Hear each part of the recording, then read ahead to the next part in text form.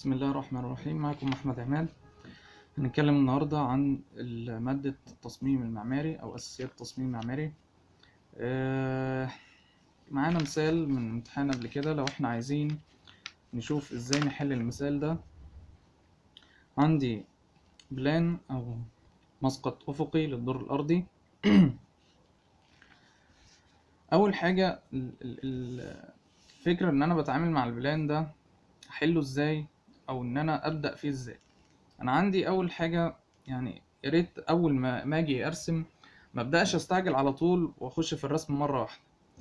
حاول ان انا اشوف الرسمه، يعني ممكن يجي بلان مختلف زي عن البلان ده. دايما اكيد هيجي حاجه انت اول مره تشوفها. لو انت مثلا في امتحان هيجيلك بلان انت عمرك ما شفته قبل كده، فيعني ممكن ان انا ادي لنفسي مثلا فرصه اللي هو 5 دقايق او 3 دقايق ان انا ابص على البيانات بتاعه السؤال او البيانات بتاعه البلان علشان ابدا اعرف انا هبدا منين. طيب حاجه زي كده اتعامل معاها ازاي؟ اول حاجه بعملها برسم المحاور اللي هي السنتر لاين اللي عندي دي. ببدا ان انا ارسمها، بشوف عندي المسافات هنا مديني المسافات المحاور الرئيسيه 22 و4 متر و4 متر 80، وعندي المحاور الرئيسيه الأفقية من اليمين تلاقي المسافات واحد ونص 75. وفي عندي هنا محاور تانية مختلفة، يعني دي مش منطبقة على دي، إن هنا المسافات هنا 1.5 وهنا 3. كل سنتر لاين ده بيمثل حاجة معينة في البلان. فأول حاجة أنا بعملها علشان مثلا أنقل البلان ده في اللوحة اللي عندي، بعمل المساقط أو بعمل السنتر لاين اللي عندي. أول حاجة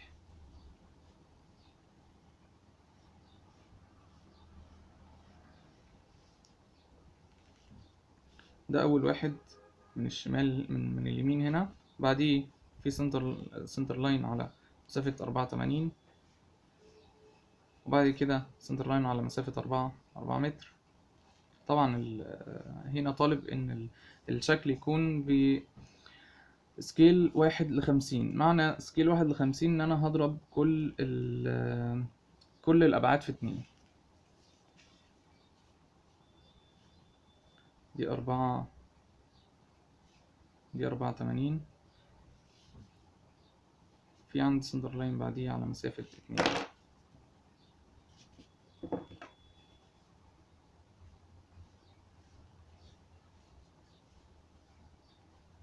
فين عندي أول سنتر لاين هو اللي فوق خالص. معلش لو انا برسم كروكي بايدي، بس علشان الوقت يهمني بس ان انا اوصل الفكرة. ده على مسافة 3. في عندي سنتر لاين بعديه على مسافة 1.25. مش شرط كل سنتر لاين اكمله للاخر، انا اشوف بس انا محتاجه فين في الرسمة علشان ما اتلخبطش ما بين المسافات اللي على اليمين والمسافات اللي على الشمال. هنا 1.25. السنتر لاين اللي بعد كده 1.5.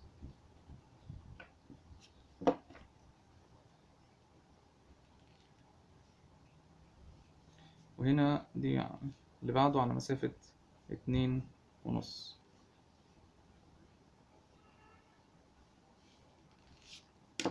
طيب ده كده المسافات اللي على الشمال. طيب تعال نشوف المسافات اللي على اليمين. كان عندي اول سنتر لاين، بعد كده في مسافة 1.5 هنا، تمام. وبعد كده في سنتر لاين على بعد 5.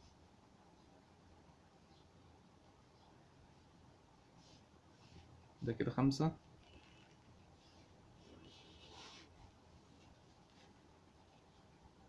وهنا ده 1.5. طيب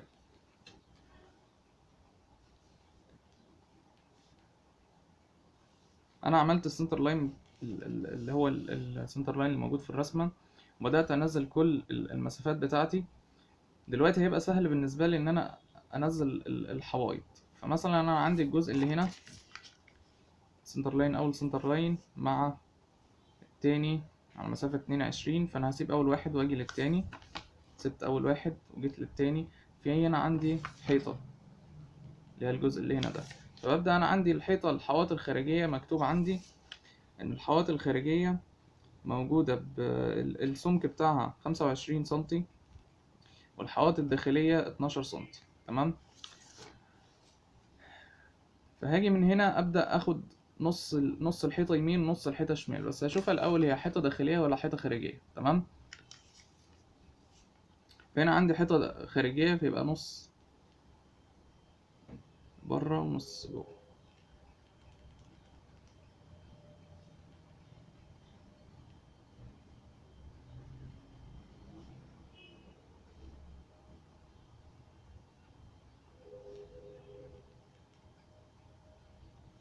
وابدا اعمل الحواف الداخليه والحواف الخارجيه كلها على السنتر لاين، وهكذا لغايه اما اخلص المسقط كله. تقريبا معظم الناس مش عندها مشكله في انها تنقل المسقط الافقي اللي موجود في الامتحان وتبدا تتعامل معاه. طيب المشكله فين؟ المشكله في اني ازاي ارسم الايزومتريك، وفي ناس بتلخبط فيه. طيب تعالى قبل ما نرسم الايزومتريك نتكلم على موضوع الواجهات. موضوع الواجهات ده دايما بيجيلي مع البلان، لازم يحدد لي فين سهم الشمال. فانا عندي في المثال ده هنا سهم الشمال في الاتجاه ده، ودايما السهم بيكون كلمة الشمال عند راس السهم. تمام. طيب هو دلوقتي مثلا طالب مني واجهة شمالية وطالب مني قطاع رأسي. طيب فين الواجهة الشمالية؟ علشان اقدر احدد الواجهة الشمالية انا بقف في نص المبنى كأني انا واقف هنا وبرسم الاتجاهات الاربعة. فهنا ده الشمال منطبق مع الشمال ده. تمام. وهنا شرق غرب وتحت هنا جنوب. يبقى فين الواجهة الشمالية اللي ناحية اتجاه الشمال اللي هي الواجهة دي؟ طيب أنا عندي هنا في البلان أنا شايف إن في تراس على إيدي اليمين وتراس على إيدي الشمال. التراس اللي على إيدي اليمين ده اللي بعديه المعيشة، واللي على الشمال بعديه حمام.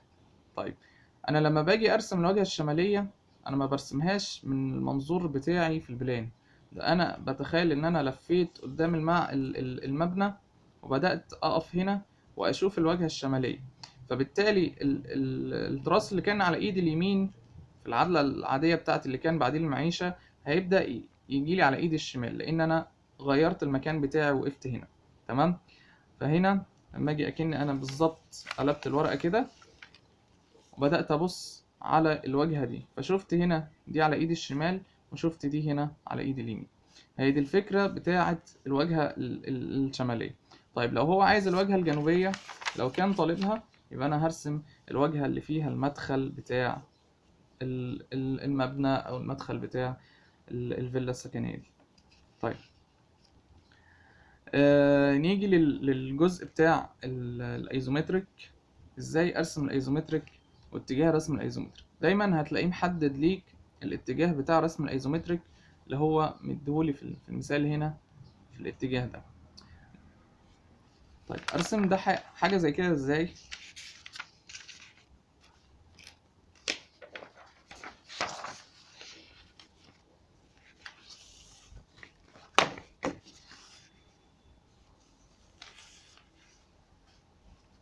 طبعا الايزومتريك انا برسمه بزاويه 30. فلما اجي ارسم البلان ده لازم اخد في اعتباري السنتر لاين او الخطوط اللي كان مديها لي في البلان، لان المسافات دي هي اللي هتبدا تظبط معايا الرسم بتاعي. فانا عندي هرسم السنتر لاين بالزوايا بتاعه الايزومتريك، وليكن اول سنتر لاين اللي هو كان اللي تحت ده كده، لان انا هقف هنا وابص كده. فاول حاجه هشوفها هو السنتر لاين ده، وبعد كده السنتر لاين ده، وبعد كده الحيطان وبقيه الشكل. طيب اعملهم ازاي؟ هاجي ابدا اروح جاي عامل سنتر لاين بالشكل ده كده بزاوية 30.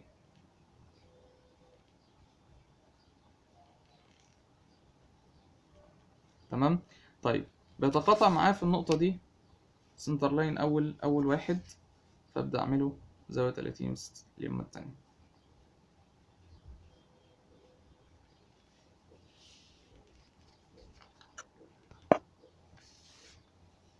طيب عندي موازي للخط ده اللي هو الخط ده، موازي ليه في عندي سنتر لاين على بعد 1.75. انا ابدا اقيس على السنتر لاين اللي انا عملته بزاويه 30 اليمه التانية 1.75، وابدا اعمل خط موازي برضه. الفكره كلها ان انا لما باجي ارسم الايزومتريك كاني بعمل انشاء للمبنى، بجيبه من الاساس واطلعه للادوار، يعني ما برسموش من فوق لتحت، برسمه من تحت لفوق. طيب نقطة التقاطع دي اللي هي ده كده كان بعد 1.75، اللي هي النقطة دي مع السنتر ده مع الخط ده، هي أول ركن في الحيطة، اللي هو ركن بتاع الجزء بتاع ركن الطعام ده. فمن النقطة دي المفروض إنه يطلع عمود. طيب العمود ده ارتفاعه كام؟ ارتفاعه هو ارتفاع الدور، وأنا عندي ارتفاع الدور 23. تمام. ده الارتفاع بتاع الدور الطبيعي، او اللي هو المنطقي في اي دور، ممكن بيبقى 23 او 3 متر. يعني 72 دي لا، مش هنلاقيها خالص. 3 او 23، وفي بيبقى 43 على حسب الاستخدام بتاع المبنى نفسه او استخدام الدور. طيب الارتفاع بتاعي هبدأ ان انا اعمل 23 وليكن اللي هو ارتفاع الدور. تمام. طيب انا عندي الجزء ده بتاع الحيطة ممتد مسافة 84، فأبدأ أقيس هنا مسافة 84، وأروح جاي طالع خط قائم موازي للخط ده بارتفاع 23. تمام. طيب لو قلت إن أنا دلوقتي ارتفاع 23 ده ارتفاع السقف، لسه هضيف عليه ارتفاع الدروة بتاعة السقف، يبقى مثلا الدروة أقول إنها 60 سنتي. تمام. يبقى 83. يبقى انا هطلع الارتفاع ده كله 83، لان انا زودت عليها 60 سم ارتفاع الدروة بتاع السطح. طيب ده كده اول حيطة.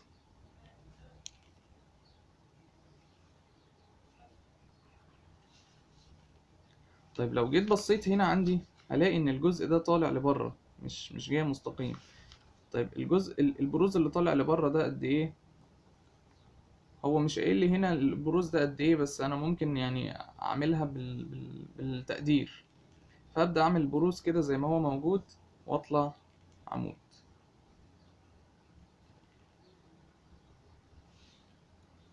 طيب البروز ده مش ليه سمك؟ ادي السمك بتاعه.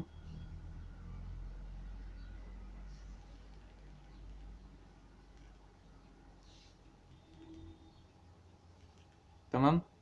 طيب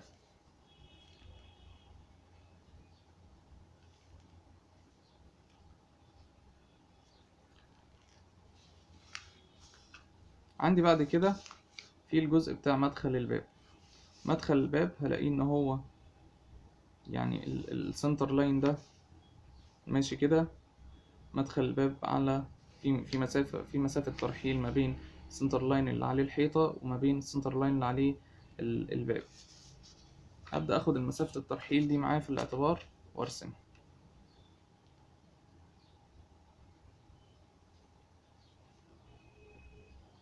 واطلع برضو نفس الموضوع. ارتفاع كام؟ ارتفاع الباب بقى هنا عندي هيبقى مثلا ارتفاع 3 اتنين سبعين مثلا، أو مش 72، خليها 22 32. ارتفاع الباب دي 22 32 دي حاجات يعني تكون يعني المفروض إن أنت عارفها. أبدأ أخد خط موازي اللي هو بزاوية 30. بعد كده أكمل الحيطة بتاعة الباب اللي هي الجزء اللي هنا ده. طبعا أنت في الامتحان بقى تكون شغال بالمقاسات. أروح أنا مكمل طالع الارتفاع بتاعي.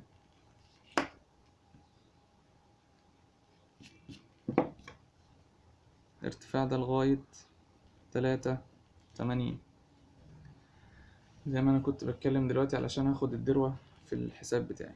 تمام. طيب انا رسمت الجزء ده لغاية ما وصلت للنقطة دي. النقطة دي انا طلعت لها عمود. في عندي بروز تاني هنا اللي هو بيجي على السنتر لاين اللي في الاول خالص اللي احنا كنا بنقول عليه اللي هو البعد 1.75. اروح جاي عامل البروز بتاع الحيطة دي لغاية ما اوصل للسنتر لاين، وابدأ اطلع الحيطة بتاعتي. الحيطة بتاعتي هتطلع لغاية فين؟ لغاية منسوب 83. ده نهاية الحيطة، وعامل خطوط موازية علشان اقفل الشكل بتاعي. طيب تعال نشوف الجزء الخارجي من الحيطة. انا واقف هنا في النقطة دي، انا رسمت اللي هي الكسرة دي اهي، تمام، وبدأت اعمل الارتفاع بتاع الحيطة بتاعتي. من النقطة دي هعمل خط موازي، من النقطة دي هعمل خط موازي لغاية فين؟ لغاية اما اخلص اللي هو العرض اللي هو 3 متر، اللي هو من السنتر للسنتر، واعمل عرض 3 متر بتاعي، واروح جاي طالع عمود قفل معايا الشكل. طيب انا عندي الجزء بتاع السطح مش هبين فيه الدخلة دي، لان الجزء بتاع السطح هيبان فيه الدخلة اللي بره بس، او الكسرة اللي بره بس، انما الدخلة اللي جوه بتاعة الباب دي هتبقى مقفولة بسقف اصلا، فبالتالي مش هتظهر. تعال نكمل كده الشكل. اللي هي الدخلة دي، انا هدخل الدخلة دي قد ايه؟ مسافة اللي هي 2.5، فانا هقيس من هنا 2.5 بزاوية 30 لغاية اما تخلص معايا القياس بتاعي 2.5. طيب بعد كده انا في عندي بعد كده انا عندي جزء صغير اللي هي الدخلة اللي عندي هنا في الحتة دي ما بين المطبخ والحمام، اللي هي المسافة 1.20 متر. فهبدأ أقيس هنا بزاوية مايلة على الخط ده، بعمل خط كده خفيف وأقيس عليه 1.20 متر. تمام، يبقى دي بداية أو النهاية بتاعت الحيطة اللي هتقفل عند الحيطة بالشكل ده كده، وأجي أعمل خط بزاوية 30 وأكمل بقية الشكل بتاعي. هنا في خط نازل هنا الشكل ده علشان يبين الحيطة بتاعتي. طيب طبعا انا لسه ما عملتش الشبابيك ولا عملت سلم ولا عملت اي حاجه، انا بجيب البادي الاساسي بتاع الشكل عشان ابدا بعد كده الزيادات والاشكال الجماليه دي، يعني دي بتختلف من شخص للتاني، وتقدر اي حد بسهوله ممكن يعملها. طيب انا كملت المبنى من هنا، تعالوا نكمل الجزء بتاع الايزومتريك من الاتجاه التاني. لو جيت بصيت هنا الاقي ان الحيطه دي او الركن ده انا رسمته اللي هو كان الجزء ده، بعديه في مسافة حيطة 5 متر هبدأ إن أنا أرسمها. هقيس من أول النقطة دي على السنتر لاين 5 متر، وأبدأ أطلع بالحيطة بتاعتي. أطلع الحيطة بتاعتي لغاية كام؟ لغاية 83، لأن أنا خدت معايا منسوب الدرو. تمام كده؟ طيب بعد كده أنا لو جيت بصيت من السطح هلاقي إن الجزء ده داخل كده، يعني في كسرة هنا، في كسرة هتحصل هنا. تمام؟ طيب الكسرة دي اللي هي الحيطة دي ماشية معايا من أول هنا لغاية الجزء ده اللي هو 84. يبقى أنا همشي كده لغاية، يعني همشي بالخط ده أقيس عليه 84 وأقف. طيب من 84 إيه اللي حصل؟ حصل إن الجزء بتاع الحيطة ده طلع كده، طلع لقدام، فبالتالي أنا هعمل خط مايل بالزاوية دي اللي هي زاوية 30، وأقيس عليه اللي هي المسافة بتاعة من السنتر للسنتر، من سنتر الحيطة لسنتر الحيطة اللي هي كانت 1.5، وأبدأ أقيس من هنا لغاية هنا 1.5، وأروح جاي قافل الحيطة بتاعتي. تمام. طيب الحيطة بتاعتي هنا الجزء ده يقفل معايا لغاية فين؟ لغاية لما تشوف هنا البداية بتاعتي من السنتر للسنتر 4 متر، يبقى هقيس من أول هنا لغاية هنا 4 متر، وأروح جاي واقف. تمام.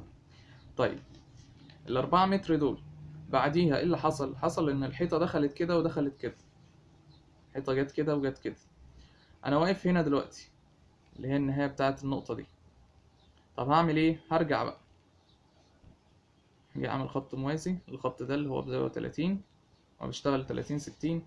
ويا ريت يفضل محدش يشتغل بأرسطو، لان القياسات بتاعت أرسطو احيانا يعني ايد الطالب بتتهز، فممكن اعمل خط مش موازي للخط التاني. بالتالي لو انا اشتغلت بمسطرة حرف تي ومثلثات 30 60 و45 هيكون افضل. اي نعم هو الموضوع متعب شوية، ومثلث ارسطو بيكون اسهل في الاستخدام. بس لو ايديا مهزوزة وانا مستعجل ومتوتر، هتلاقي الموضوع ان الخطوط بتاعتي ممكن ما تكونش متوازية مع بعضها، فبالتالي الشكل في النهاية يطلع مش كويس. طيب احنا جينا وصلنا هنا، قلنا هندخل الكسرة دي، احنا واقفين هنا هندخل الكسرة دي اللي هي مسافة كام من السنتر للسنتر، اللي هي كانت 3 متر. يبقى انا هخش الكسرة دي كده 3 متر واقف. بعد كده عندي كان في كسرة هنا هدخلها اللي هي 22. مفروض 22 ده لما انا اخش كده يقفل مع الحيطة دي، تمام. طبعا انا عشان راسم بايدي السكيل او المقاسات ممكن تكون مش منطقية شوية، لكن يعني بنحاول نوصل الفكرة بأسرع وقت ممكن. طيب أنا كده رسمت يعني حاجة مبدئية للشكل الأيزومتريك. طيب أنا عايز أبين الدروة بتاعة السقف، وعايز أبين السمك بتاع السقف والحاجات دي. طب أنا أعمل إيه؟ في حاجة لسه بس ما اتعملتش، اللي هي الجزء بتاع التراس. لما أجي أبص هنا من الجزء ده، من اتجاه رسم الأيزومتريك اللي هنا، هشوف جزء من التراس، هتلاقيه حاجة كده بسيطة هتبان بالشكل ده. طيب انا ازاي ابينها او ازاي ان انا اعملها؟ هبدأ اقيس مثلا المسافة من اول هنا لغاية هنا هتبقى قد ايه. هي مش موجودة، لكن انا يعني المفروض ان انت بتكون عاملها مسافة تقديرية. المسافة اللي انت خدتها في اللوحة دي ممكن ان انت تعمل خط موازي كده وتبدأ تقيس المسافة دي، وبعد كده اكنك بتعمل له سنتر لاين جوه الرسم، وتكمل كده السنتر لاين بتاعك. المفروض السنتر لاين ده المسافة اللي انت قايسها من اول الحيطة لغاية الجزء ده، انت بتيجي تعينها على السنتر لاين ده، او انت بتخش داخلة من هنا وبتبدأ تقيسها من اول هنا لغاية اما تطلع بره. على حسب بقى، لو المسافة اللي انت عملتها دي طلعت اكبر، عدت الخط ده، يبقى هتظهر معاك. ما عدتش الخط ده يبقى مش هتظهر معاك. تمام. هي غالبا المفروض هتظهر معاك في الشكل، لكن كل رسمة على حسب الشغل بتاعها. تمام. نمسح ده كده. ده بداية الحيطة بتاعتي. طيب الجزء بتاع دروة السطح أعمله إزاي؟ هنا عندي الحتة دي هينزل خط كده علشان دي حيطة موجودة هنا هتنزل معايا. عندي الدروة بتاعت السقف، قلت أنا بعمل سمك الحيطة الخارجية 25، فهاجي من هنا هعمل خط زاوية 30 وأقيس عليه 25، وأبدأ أعمل خط موازي بالشكل ده كده.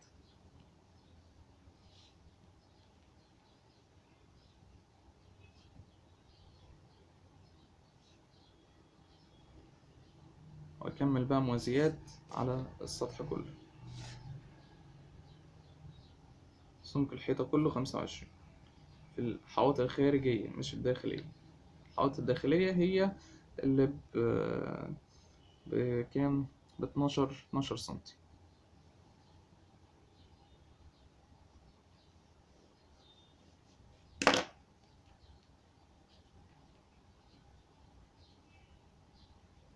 هنا في كسرة هتحصل المفروض عشان في اختلاف في المنسوب. يعني أنا باجي عند كل خط وأقيس 25 وأعمل خط، وهي هتقفل معايا بقى، وهتبان دلوقتي. أوريكم اللي أنا أقصده ده دلوقتي على الكمبيوتر. طيب علشان أبين السمك بقى بتاع الدروة أو ارتفاع الدروة، آسف، بعمل إيه؟ باجي من هنا مثلا من أي نقطة وأعمل خط كده. أنا قلت إن ارتفاع الدروة أنا هاخد 60 سنتي، في ناس بتاخدها 60، ممكن 70، ممكن متر، يعني تقريبا من 60 لمتر. فهقيس 60 سنتي، وبعد كده أبدأ أعمل موازيات وأنزل خط أهو كده.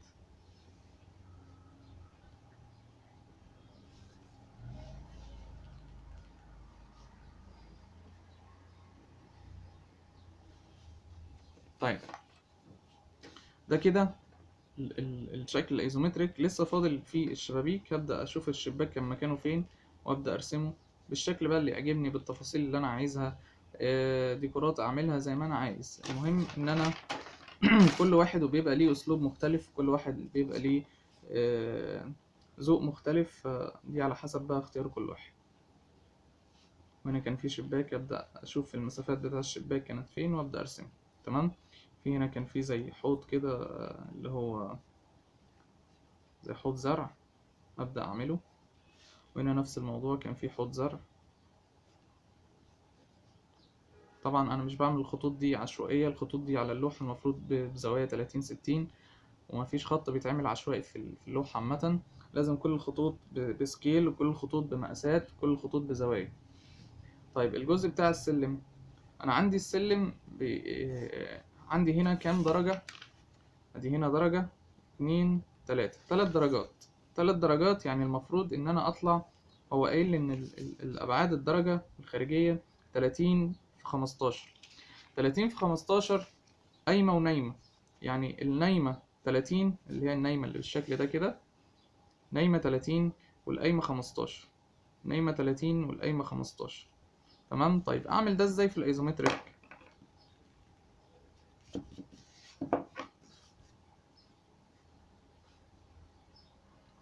هاجي أبدأ أشوف المسافة الأول بتاعة الجزء اللي هنا ده، من أول الباب لغاية أول سلمة دي هتبقى قد إيه، أو أنا عملتها في اللوحة قد إيه، وأبدأ أرسمها هنا. فمن أول الباب لغاية هنا يبقى دي أول عتبة مثلا، أو أول سلمة. واشوف البداية بتاعتها، مثلا كانت بداية السلم من اول هنا، وابدأ انزل 15. وبعد كده همشي بزاوية 30 سنتي، اللي هي النايمة. بعد كده انزل 15. كده انا عندي كام درجة؟ ادي واحد، ادي التانية المفروض هنا هتبقى هنا، والتالتة هتبقى هنا. هاجي اعمل كده.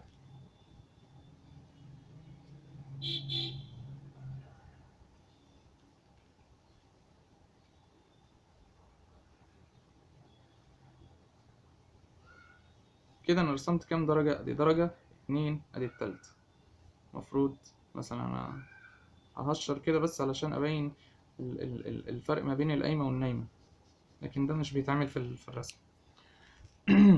طيب كان عندي هنا مثلا في ترابزين.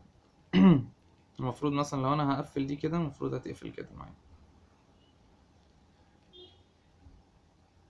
وكل الحاجات دي هتكون على منسوب الصفر بتاعي، اللي هو منسوب ده.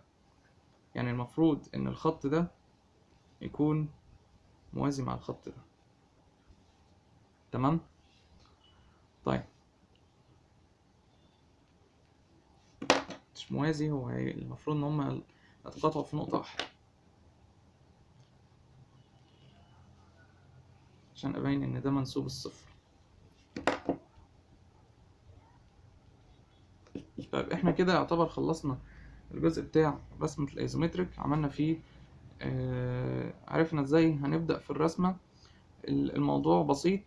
لازم أبدأ من تحت لفوق، مش من فوق لتحت، علشان ما تهش، علشان الكسرات اللي موجودة عندي في الدواخل والخوارج دي ما تروحش مني. لازم يكون عندي هدوء بس في الموضوع، وبعد كده هتلاقي الدنيا هتبقى سهلة معايا. لو في عندي عايز ارسم بقى بليت للايزومتريك، ممكن اعمل بليت كده. بليت بس مجرد كسمك مثلا ربع مثلا ولا حاجة، وبعد كده اروح جاي راسم كبليت بس يتحط عليه الايزومتريك.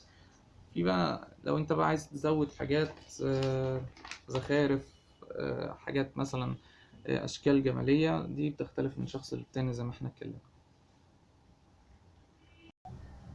طيب بالنسبة للقطاع الرأسي، لو مثلا انا عايز اعمل قطاع رأسي هنا في المثال ده. هو كان طالب قطاع رأسي اللي هو ماشي في التراس، وماشي في غرفة المعيشة، وبيعدي على الجزء بتاع ركن الطعام. تمام. طيب ده هنا القطاع الرأسي ده يعتبر لحد ما سهل، لأنه يعني يعتبر مش بيعدي بالسلم. بس في ملحوظة هقولها بس بعد ما نخلص الجزء بتاع القطاع الرأسي ده. المفروض إن هو يقطع معايا، أول حاجة هيقطع فيها الجزء بتاع سور التراس. طيب سور التراس المفروض إن أنا عامل كده زي ديتم ليا. السور بتاع التراس المفروض إن هو ارتفاعه وليكن 1.5 متر. تمام. وادي السمك بتاعه اهو، اللي هو يعتبر سمك 12 سنتي. في عندي السمك بتاع الأرضية اللي أنا قاطع فيه ده هيتسود برضو. وبعد كده عندي حيطة قطعت فيها،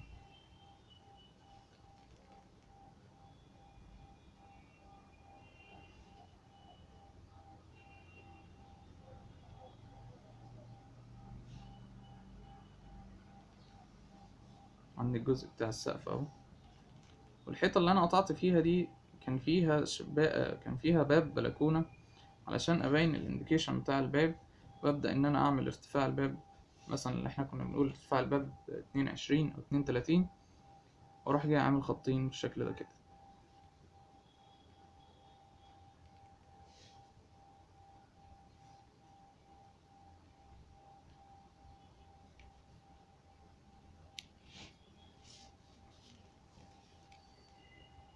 كمل معايا. لو جيت بصيت هنا لو جيت بصيت هنا أول حاجة قطعت فيها السور بتاع التراس، وبعد كده قطعت في الجزء بتاع المعيشة، وبعد كده عندي في الجزء بتاع ركن الطعام. لما أجي أقطع وأبص هنا هشوف حيطة مقطوعة، وبعد كده هشوف حيطة عادية اللي هي على المسافة اللي هنا دي. أنا هبدأ أقيسها بقى وأعملها كإسقاطات في الرسمة.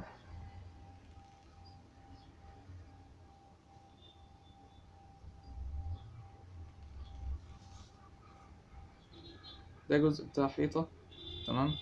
في عندي هنا بقية الغطاء الرأس هيكون بالشكل ده كده.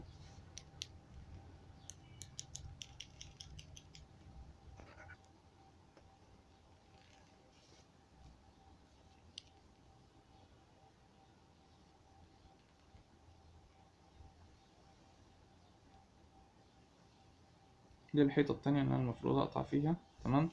وادي الجزء بتاع خط الأرض أهو.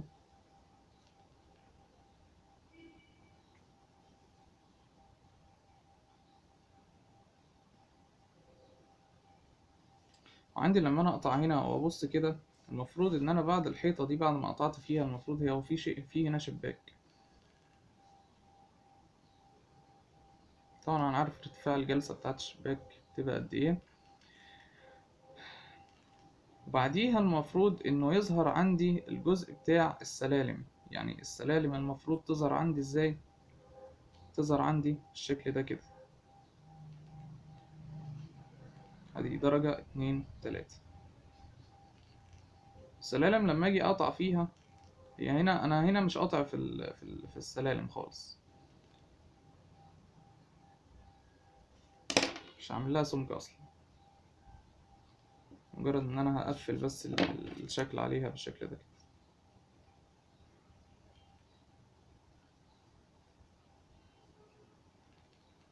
الجزء بتاع الارض بيكون بالشكل ده كده، او القطاع اللي هو بتاع الارضية. وده كده منسوب الصفر بتاعي. اللي انا كنت عامله في الاول ده كده كان حاجة ديتا ان انا برسم عليه، لكن انا عارف ان منسوب الصفر بتاعي بيكون بالشكل ده كده.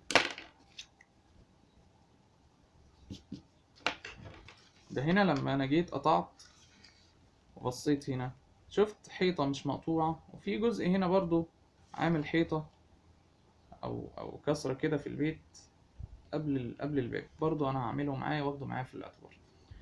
طيب الجزء اللي هنا برضو بتاع الدروة لازم إن أنا هقفله أهو عشان أبين إن أنا قاطع. طيب في حالة إن أنا لو مثلا خط القطع بتاعي بيمر بالسلم، فأنا محدش يعمل السلم بالشكل ده كده ويروح جاي مسود ده، يعني مسود ده كله. السلم لما انا بقطع فيه باجي بالشكل ده كده، وبروح جاي عامل خط مايل واخد السمك بتاع السلم، وكل ده بيتسود.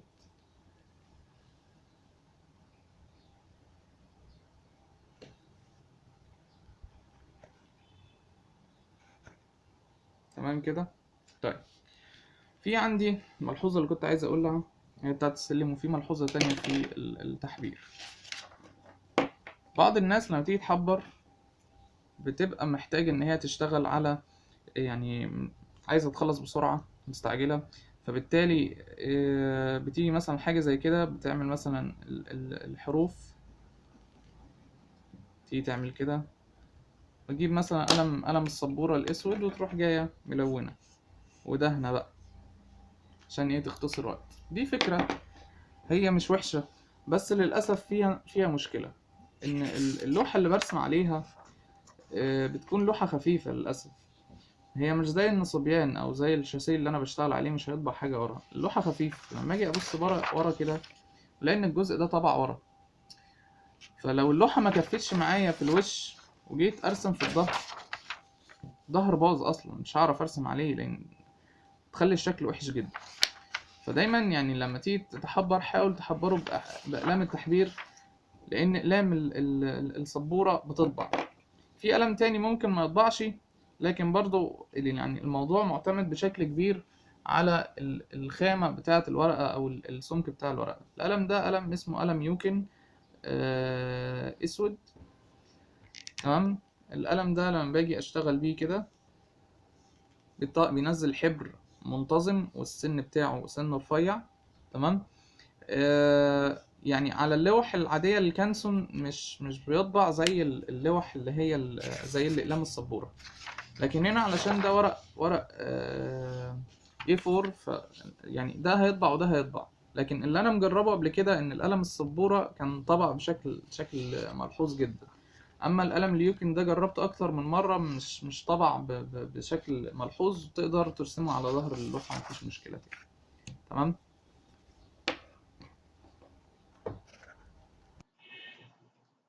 طيب دلوقتي تعالوا نشوف اللي احنا كنا بنتكلم فيه على الكمبيوتر. ده برنامج سكتش اب. انا خدت البلان من الاوتوكاد، وبدات ان انا اشتغل عليه في سكتش اب. طيب دلوقتي الجزء بتاع الايزومتريك ده المبنى بتاعي، او الشاليه او الفيلا بتاعت الامتحان اللي احنا كنا شغالين عليه دلوقتي. لما اجي اختار الايزومتريك، ده شكل الايزومتريك اللي احنا كنا راسمينه من شويه. كنا عملنا الخط ده، وبعد كده بدأنا نمشي كده، وبعد كده خدنا الكسرة اللي هنا، وبعد كده احنا جايين واخدين الكسرة بتاعت كملنا الجزء بتاع الباب، وبعد كده طلعنا تاني اللي هي الغرفة بتاعة المطبخ، بعد كده احنا جايين مكملين. وعندي السلم هنا أنا بدأت أرسمه كدرج، قايمة ونايمة، 15 في 30، تمام. طيب الفكرة عندي اللي أنا كنت بتكلم عليها الجزء بتاع الواجهة الشمالية والواجهة الجنوبية. احنا اتفقنا إن الواجهة اللي فيها السلم ده كانت الواجهة الجنوبية، اللي هي الواجهة اللي بالشكل ده فيها المدخل. لو أنا هرسمها فهتظهر معايا الواجهة بالشكل ده، بس علشان دي واخدة شوية الجانب المنظور، يعني مش بمعنى إن الخطوط أو الإسقاطات بتاعتي مش إسقاطات عمودية. واخد منظور شوية، يعني هتلاحظوا إن الخط ده مش منطبق على الخط ده جاي بيميل كده علشان يبين المنظور. فأنا لو هاجي أشتغل فعلا الواجهة دي كإسقاطات، فهتلاقي إن الجزء الأخير من المبنى ده هيبدأ يبان معايا. بالفعل بان لما أنا بدأت أبعد شوية عن المسقط، تمام. طيب الجزء اللي أنا كنت بتكلم عليه موضوع الواجهة الشمالية والواجهة الجنوبية. قلنا ان دي الواجهه الجنوبيه. الواجهه الشماليه كنت قلت لكم ان انا هعتبر ان انا بلف المبنى خالص، واجي ابص عليه من هنا، وبقف قدام المبنى وابص عليه من هنا. طيب انا لما كنت واقف هنا، المبنى كان عندي بالشكل ده كده، لكن انا هاخد الجزء بتاع البلان. كانت البلكونه او التراس واخد العرض الكبير ده كانت على ايدي اليمين، ودي البلكونه او التراس الصغير على ايدي الشمال. بصوا ايه اللي حصل لما انا جيت لفيت بقى، وجيت جبت الواجهة الشمالية. بدأت إن البلكونة اللي كانت على إيدي اليمين الكبيرة بقت على إيدي الشمال، والبلكونة الصغيرة اللي كانت على إيدي الشمال بقت على إيدي اليمين. هي دي الفكرة اللي أنا بقول لكم عليها، اللي أنا بقلب المساقط، أو أنا بعتبر نفسي علشان ما أتلخبطش، بعتبر نفسي اللي أنا كنت واقف قدام المبنى أهو، بدأت إن أنا ألف ورا المبنى علشان أبص على الوجه. لما جيت أبص على الواجهة، طبعا أنا شفت الجزء اللي كان فيه دي غرفة النوم، وكان فيها شباك، وهنا كان فيه تراس هنا، وكان فيه هنا الجزء تراس تاني، وكان فيه هنا الباب بتاع الغرفة الداخلية أو غرفة المعيشة، وكان فيه لو جيت بصيت هنا الجزء بتاع غرفة أو مكان الطعام. طيب عندي هنا حاجة اللي هو الخط ده مش موجود طبعا، هو ده بس من البرنامج علشان أنا عملت الرسمة على جزئين وبدأت أركب حاجة على حاجة، فالخط اللي موجود في الدروع ده مش موجود. أنا لما باجي أعمل ايزومتريك زي ما احنا اتفقنا، قلنا إن أنا بعمل ايزومتريك عادي جدا، وباخد الارتفاع ده من أول هنا لغاية هنا، ارتفاع الدور زائد معايا الارتفاع بتاع الدروة بتاعة السطح. تمام. فالجزء بتاع دروة السطح باين أهو بالكسرات بتاعته. زي ما قلت لكم هبدأ آخد الكسرات بتاعتي واشتغل عليها زي ما هي موجودة في الرسمة بالظبط. تمام. طيب تعالوا نشوف الفكرة برضو علشان توصل أكتر إن أنا إزاي إن أنا بنشئ كايزومتريك بعمله من الأساس وأطلعه أطلع بيه كمبنى. لو أنا جيت مثلا بصيت على المسقط اللي هنا ده، المسقط ده بتاع الشكل. تمام. أنا رسمته على الأوتوكاد وبعد كده بدأت إن أنا أصدره للشكل اللي عندي أو لبرنامج السكتش أب. طيب انا دلوقتي عندي المسقط ده، الفكره اللي انا كنت بتكلم فيها ان انا بعمل انشاء او بقيم المبنى. لو انا جيت خدت الامر ده كده وعملت الحيطه دي مثلا ارتفاعها وليكن، احنا كنا قايلين الارتفاع بتاع الحيطه بتاعنا كان 3 متر 80، هناخده مثلا اي ارتفاع وهمي دلوقتي بحيث ان هو يبقى متناسب مع الشكل. تمام. علشان بس اوضح الفكره بتاعتي، لو جيت بصيت انا بقيم كل الاعمده دي، انا بقيمها عشان اجيب دي على نفس المنسوب.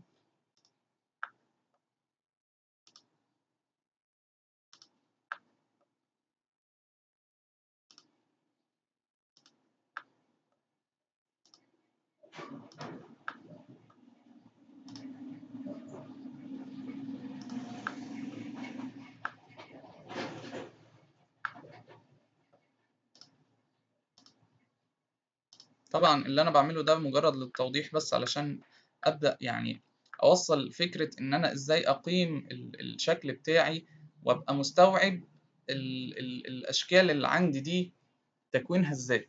عندي مثلا الجزء ده كان فيه شباك، فانا هطلع بالشباك لغايه الجزء ده هنا مثلا، وهنا كان فيه شباك برضو هطلع على نفس المنسوب، وهنا كان فيه شباك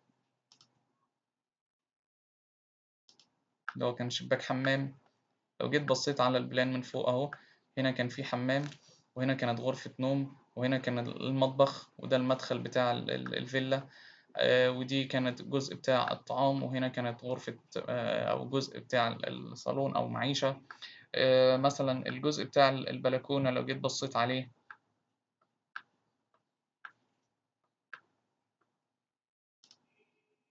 دي كده كان شباك، ده مثلا ده كان بلكونة ارتفاع التراس، وده كان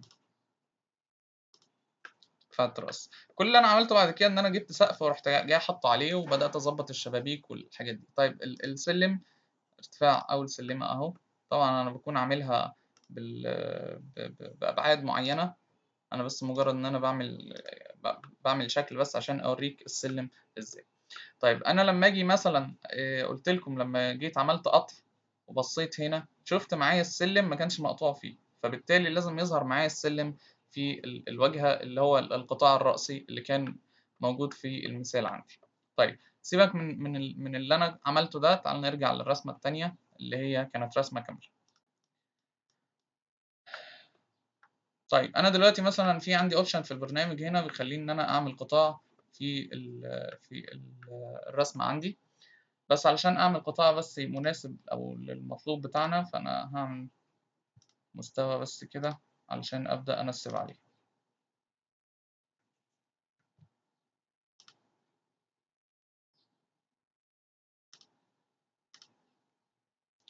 تمام. انا القطاع الرأسي بتاعي كان بيمر بالجزء بتاع الشباك وكان بيمر بالجزء بتاع التراس. طيب لو انا جيت بقى ابص عليه فعلا، ابص هلاقي ان فعلا زي ما احنا رسمناه، كنا قطعنا جزء من السور بتاع البلكونه، وبعد كده عندي كان في سمك للارضيه. طبعا انا مش راسمه هنا في البرنامج لكنه بيبقى موجود زي ما انا كنت عامله. وهعمل قطع في الباب بتاع البلكونة. هتلاحظوا ان القطع بتاع باب البلكونة الجزء ده فاضي، تمام. اما الجزء اللي فوق بتاع السقف بيكون فيه سوليد، وبعمل طبعا الجزء اللي هو الارتفاع بتاع الباب بظبطها زي ما احنا كنا عاملينها في الرسم. وهنا انا عملت قطع في الشباك، فالجزء اللي في النص ده فراغ، وهنا في حيطة، وفي هنا تحت حيطة، في عندي ارض. وهنا الجزء بتاع الدروة ابدا اغير في الدروة بتاعتي. طبعا هنا في جزء احنا ما كناش مستوعبينه بدأ يظهر لينا اكتر لما جيت عملت الرسمة بالشكل ده، اللي هي الكسرتين اللي موجودين فوق هنا. لو جيت انا بصيت هنا في كسرة هنا، في كسرة هنا، هيظهروا معايا في المسقط بتاع القطاع الرأسي، لان عندي كسرات موجودة في الاتجاه التاني من المبنى لازم هتظهر معايا، مش مجرد خط كده سوليد لفوق، تمام. طيب الحاجة التانية اللي أنا كنت بتكلم عليها إن الجزء بتاع السلم هيبان أهو. أنا بدأت أعمل الدخلة بتاع أو الجزء البروز بتاع المدخل البيت، وبعد كده ده أنا ما كنتش عامله في الرسمة، ده طبعا هيزيد. لكن الصح اللي هو اللي باين قدامكم ده. وعندي الجزء بتاع السلم هيبان بس مش مقطوع فيه. لو أنا طبعا قاطع فيه، أنا وضحت من شوية إزاي هنتعامل معاه وإزاي نبينه كمسقط قطاع رأسي، تمام. ده اللي كنت عايز أوضحه على البرنامج هنا. لو عايز أظهر أرجع الشكل تاني، في عندي اختيار هنا أهو.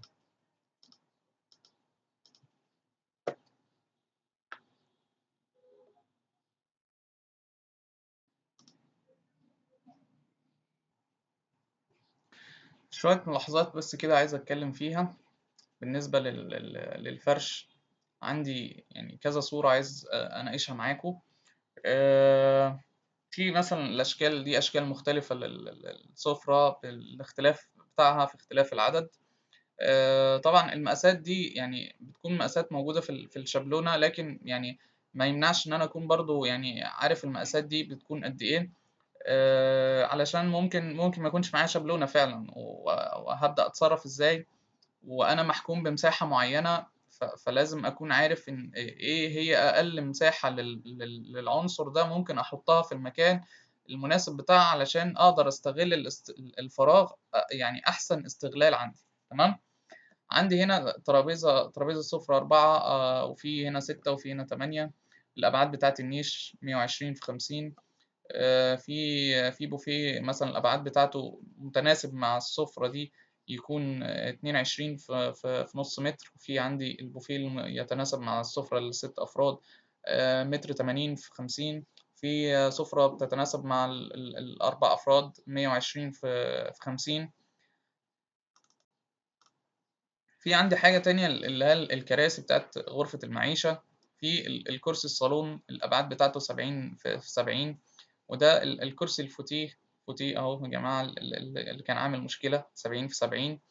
وهو موجود في الشابلونة، لكن يعني الشابلونة بتعمل خطوط أساسية، ممكن بعد ما أنا أخلصها أبدأ إن أنا أشتغل على يعني أوصل الخطوط اللي هي مش متوصلة، وأبدأ أعمل تظليلات كده بس بسيطة، علشان أبدأ يعني أظهر شكل جمالي مش أكتر، يعني علشان يبقى الحاجة برضو شكلها مقبول. عندي مثلا كنبة فردين 120 في 70. كنبة 3 أفراد. في الجزء اللي هنا مكتبة تلفزيون. في فوتيه فرد. ففي حاجات كتير عندي في غرفة المعيشة، يعني لازم أكون داخل أو عارفهم. حاجات أساسيات في التصميم لازم أكون عارفها، علشان لما أجي أتعرض مثلا حاجة مطلوبة مني أبقى عارف أنا بحط إيه بالظبط، وكل حاجة أحطها في المكان المناسب بتاعها. الصورة دي مهمة جدا، يعني في بعض الأخطاء الشائعة في غرفة النوم. يعني مثلا حد يحط السرير جنب الباب، فطبعا ده حاجة غلط جدا. يعني اللي هيخش من الباب أول حاجة في وشه السرير ده، يعني ده هيلاقي صدمة يعني. في هنا ممكن أحيانا الباب ما يفتحش بسبب إن الطول بتاع السرير مش مناسب، أو أكبر من الحيطة نفسها، فبالتالي الجزء بتاع او المساحه اللي الباب بيتحرك فيها مش ما بيتحركش بحريه، فبالتالي الدنيا غلط خالص. هنا برضو نفس الموضوع. اتجاه الحركه بتاعي ما ينفعش ان انا اكون داخل ومره واحده اخش على السرير كده، لازم يكون ليها سيستم معين في غرفه النوم. ده يعني توزيع الى حد ما كويس. طبعا بيكون في هنا شباك اكيد، ان الغرفه ما بتبقاش صندوق كده يعني 4 حيطان مقفول، لازم يكون في منفذ للتهويه. وبرضو يعني ده برضو في غلط بسبب اللي هو الدخله بتاعه السرير ومنافذ التهويه برضو. ده برضو وضع غلط. يعني ما يعني هنا هدرت مساحة كبيرة جدا، ان انا حطيت السرير بالشكل ده، في عندي المساحة دي والمساحة دي والمساحة دي، انا ما استفدتش بيها بأي حاجة، فبالتالي هدرت مساحة الأوضة. عندي المكونات بتاعت غرفة نوم الأطفال. في سرير فرد اللي هو 180 في 90. في عندي دولاب 120 في 60. وفي سحارة أو سراحة، اللي هي اسمها بيقولوا عليها كومودينو أو التسريحة، اسمها تسريحة. تمام. مكونات الحمام طبعا، يعني الأبعاد دي أكون على الأقل مدركها، إن أنا عندي مثلا أصغر حوض ممكن يبقى 45 سنتي في 45 سنتي. في عندي البانيو القدم 80 في 80، دي أصغر حاجة عندي. في بانيو قدم 90 في 90، في متر في متر. فأنا بحط الحاجات بتاعتي دي على حسب المساحة اللي أنا محكوم فيها، هل المساحة دي هتقدر تكفي ولا لأ. في بانيو عادي طبعا باختلاف الأطوال والمساحات بتاعته، في 70 في 2 متر، وفي مساحات أقل وفي مساحات أكبر، لكن تقريبا أكبر حاجة مترين يعني.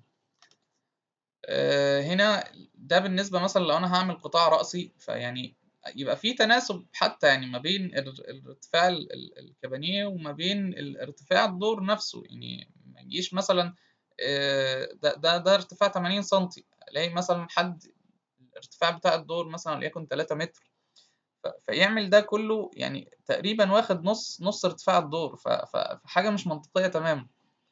يعني حاولوا في الشغل بتاعكم وانتوا بتفرشوا ان يكون الشغل او المقاسات منطقية بنسبة كبيرة. هنا عندي المكونات بتاعة المطبخ، الحوض والبوتاجاز، دي برضو موجودة في الشابلونة.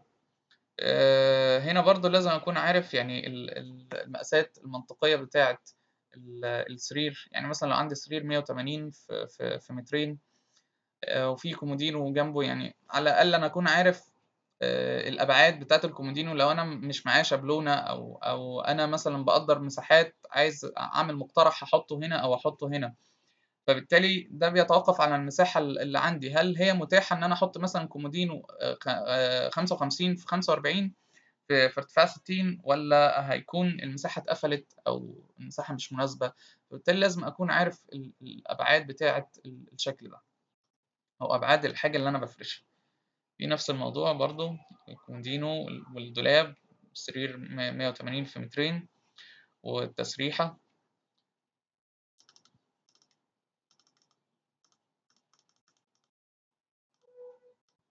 يعني يعني أغلب الملاحظات اللي كنت عايز أوضحها، وأتمنى تكون يعني الملاحظات دي جت بفايدة إن شاء الله، وبالتوفيق.